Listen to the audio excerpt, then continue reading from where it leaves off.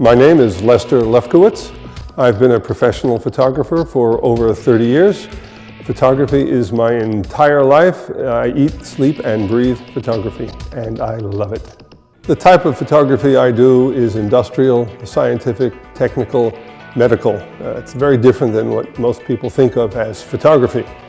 My background is in engineering. I have a master's degree in engineering, and I've always tried to bring that curiosity about science, industry, and technology to my pictures.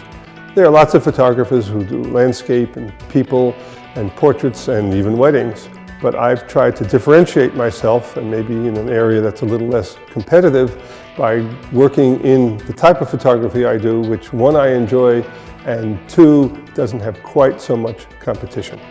I pride myself on being able to do difficult work under difficult circumstances. I always tell people that if you can see it, I can probably photograph it and also make it look nice at the same time.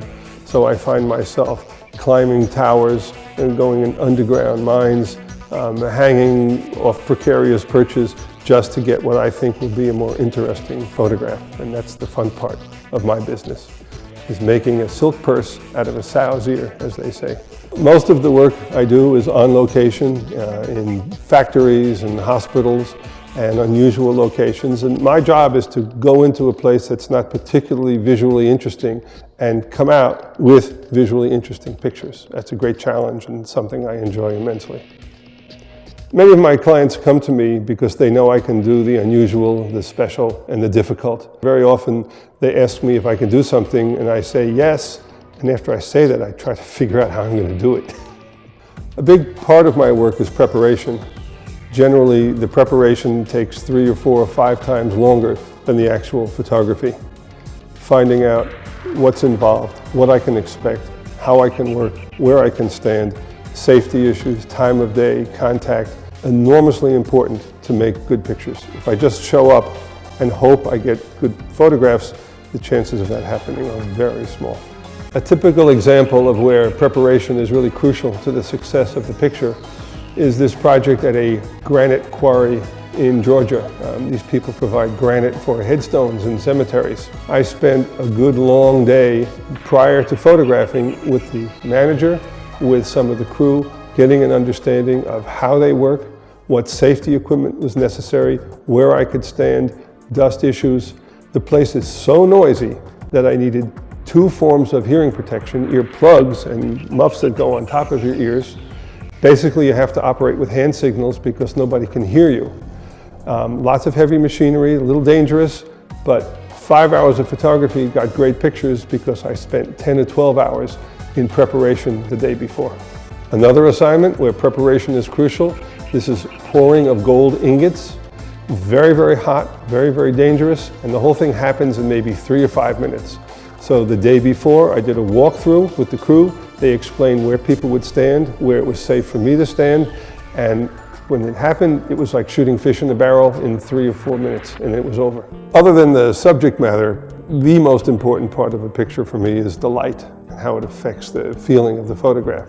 Most of my better work is early in the morning or late in the afternoon when the sun is at a low angle. Especially large things benefit by having lots of contrast or side light. I have to know where the light is, so I very frequently carry a compass. I know when it's coming up, where it's going down.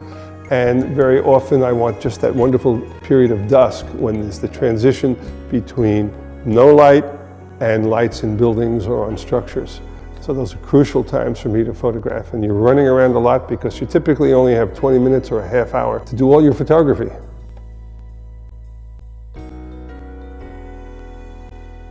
I am not a purist. I am not one of those people who believe that once you go click, that's the end of it. When I look through a camera, I see what's in my head. I see what I want the picture to be. And the finished photograph is a combination of what was in front of the camera plus what I can do to modify or enhance it in post-production. My photography is a combination of that. Just as in the old days, people started with a negative and did a lot of darkroom work, today the darkroom is fundamentally Photoshop, and the possibilities gives me great freedom when I photograph because I know not only what's in front of the camera, but what's possible after I make the exposure. Post-production can be very quick and simple, a little correction for color, contrast, maybe cropping. Other times I create the picture in 5 hours, sometimes a whole day, depending on what I have to start with and what's in my head. I remember walking into this lecture hall and seeing all these empty seats and being reminded that at times when I've lectured, I see a lot of bored people. I came up with this silly idea of using my assistant and placing him in every single seat in the lecture hall. As long as the camera doesn't move, it's really quite simple to put it together in post-production.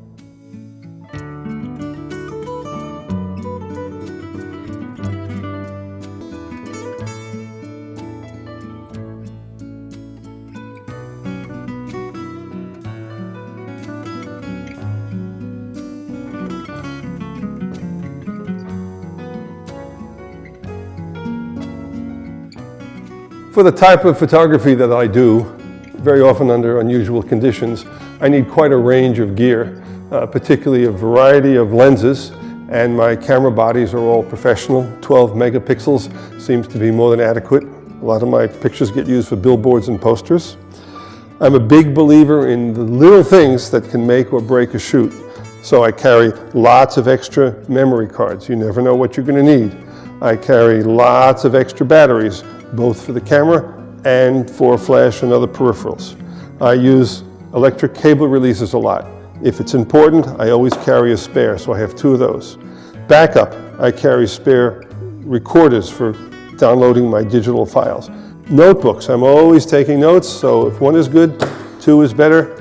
And I even have something that's called a weather radio, which tells me what the weather will be 24 hours a day.